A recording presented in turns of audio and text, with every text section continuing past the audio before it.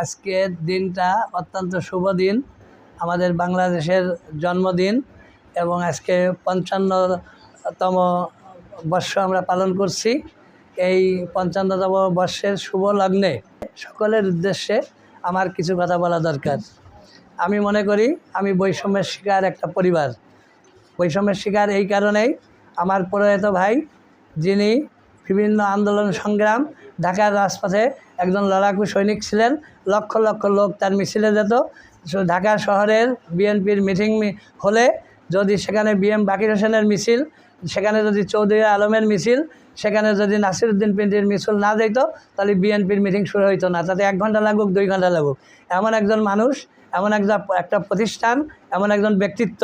সেই মানুষটা নিরলসভাবে তার ফ্যামিলির জন্য না, তার কোনো আত্মীয় স্বজনের জন্য না, আমার আদর্শিক পিতা জিয়াউর রহমানের হাত ধরে উনি এই দলে যোগদান করেছিলেন এবং সেই দলে যোগদান করার পরে উনি তার আমৃত্যু এই দলের জন্য সংসার ধর্ম ত্যাগ করে দিন রাত পরিশ্রম করেছেন এবং তার জীবনের যৌবন কালটা এই জেলখানায় 11টা বছর তার কেটেছে। এই 11 বছরের ভিতরে যতবারই জেলে গেছে হাসি মুখে গেছেন, থেকে বের হয়েছেন হাসি মুখে বেরিয়েছেন। কখনো দলের প্রতি তার কখনো বীতশ্রদ্ধা, কখনো তার দলের প্রতি কোনো ধরনের অনুরাগ অভিযোগ কিছুই ছিল না।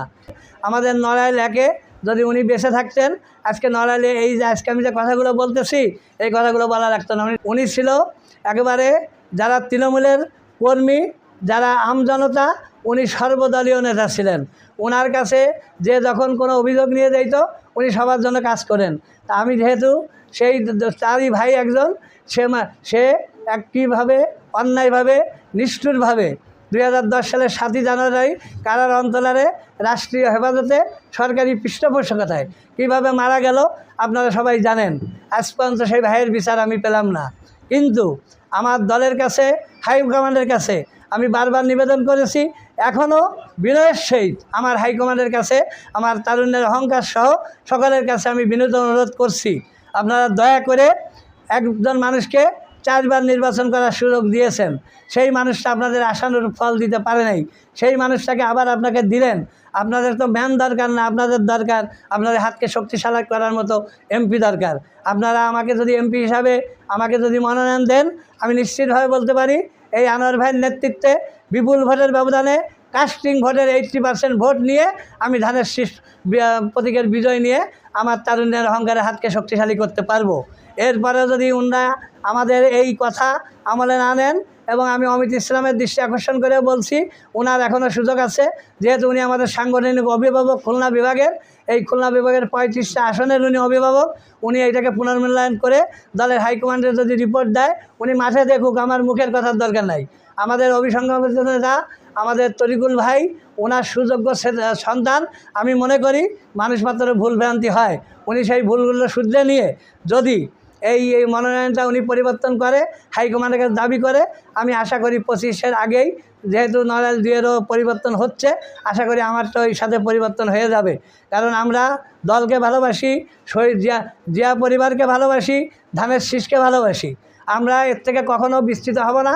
আমরা যখন কবরে যাব তখন এই দল থেকে বিচ্যুতি হব। তার আগ পর্যন্ত এই দলের আদর্শ আমরা বুকে ধারণ করি। যদি তাই না হইতো, আপনারা হয়তো আজকে আমাকে যে পোশাকে দেখছেন, এই পোশাক আমি পরি না। আমি 79 সাল থেকে আমার আদর্শিক পেতা শহীদ রাষ্ট্রপতি জিয়াউর রহমানের সাফারি আমি পরিধান করি, এবং আমি আমি যখন মারা যাব তখন কাফনের কাপড় করে আমি কবরে চলে যাব। তাহলে আমি এইভাবে সেই দলটাকে ধারণ করি, লালন করি, পালন করি। তো সেই দলের আদর্শ নিয়ে আমি বেঁচে থাকতে, এবং আমি ছাত্রদলের প্রতিষ্ঠাকালীন একজন সক্রিয় সদস্য।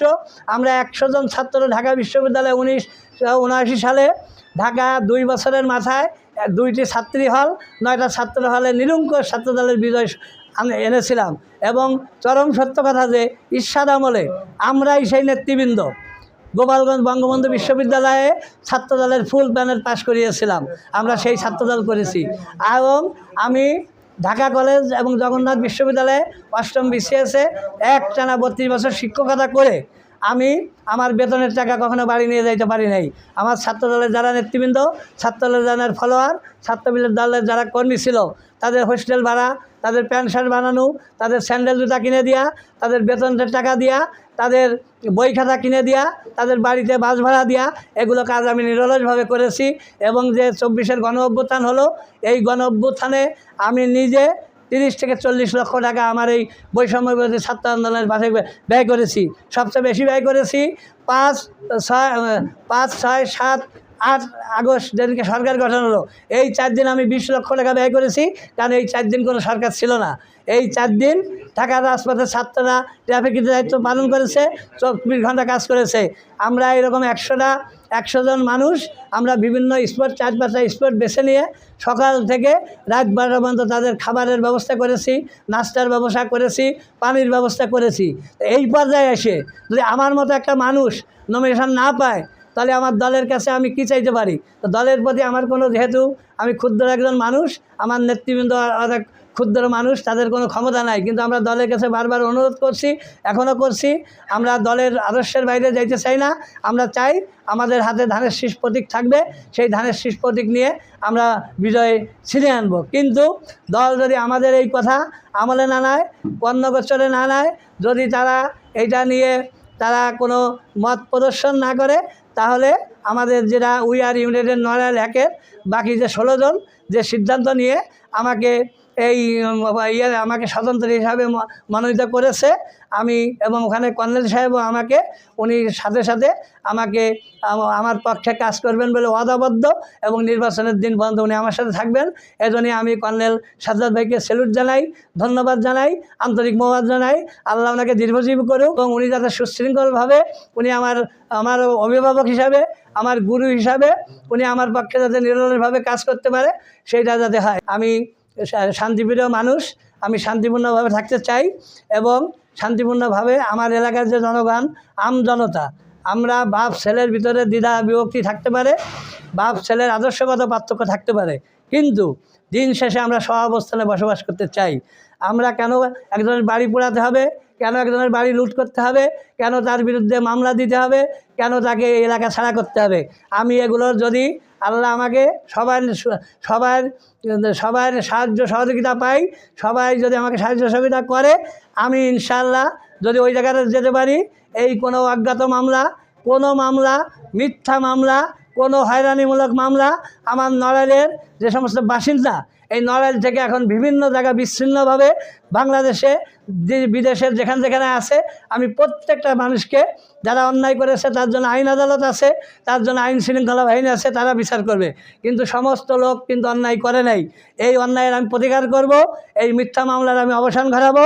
এই নড়াইল একে কোনো মিথ্যা মামলা হবে না, এই নড়াইল একে কোনো চাঁদাবাজ থাকবে না, এই নড়াইল একে কোনো দখলবাজ থাকবে না, এই নড়াইল একে মাদক মুক্ত করব। এই নড়াইলের বালু দখল, ঘাট দখল, হাট দখল কোনো কিছু হবে না। এই নড়াইলে যে মাসল পান নিয়ে উনি ঘোরাঘুরি করে, এই মাসল পান থাকবে না। এবং আমি আমার জীবন নিয়ে শঙ্কিত, যে কোনো সময় আমি মারা যাইতে পারি। সে বিভিন্ন পেটো বাহিনী রেডি করেছে, ঢাকায় আমাকে হুমকি ধামকি দেয়, আমাকে ঢাকার থেকেও সে কিল করতে পারে, বাড়ি আসার পথেও কিল করতে পারে। আমি যদি মারা যাই, এই খাসিয়ালের এই পরিবারটা আমার মৃত্যুর জন্য দায়ী থাকবে।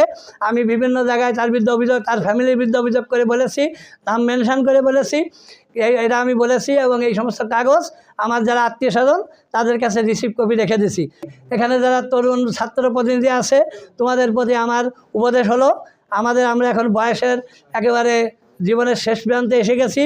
আমাদের যারা শিক্ষিত সমাজ, ছাত্র প্রতিনিধিত্ব যারা আছো, তোমাদের প্রতি আমার বিনীত অনুরোধ, তোমরা যার যার জায়গা থেকে নিজেকে পরিবর্তন করবা, অন্যকে পরিবর্তন ধারায় আনবা, এবং মানুষকে বোঝাতে হবে কাউন্সিলিংয়ের মাধ্যমে। শিক্ষিত তোমরা যদি এই সমাজে, যদি কিছু সমাজ তোমাদের কাছে অনেক কিছু আশা করে, তোমরা সমাজকে কিছু দিতে থাকো, ইনশাআল্লাহ আমি মনে করি 12ই ফেব্রুয়ারির পরে নড়াইলে একটা প্রাণ ফিরে আসবে, প্রাণ চাঞ্চল্য ফিরে আসবে। নড়াইলের মানুষ শান্তিতে ঘুমাতে পারবে, বাস করতে পারবে। এখানে আর একটা উল্লেখযোগ্য ঘটনা হলো, আমার নড়াইলে 2,90,000 ভোটার, তার ভিতরে 78,000 আমার হিন্দু ভাইদের ভোট।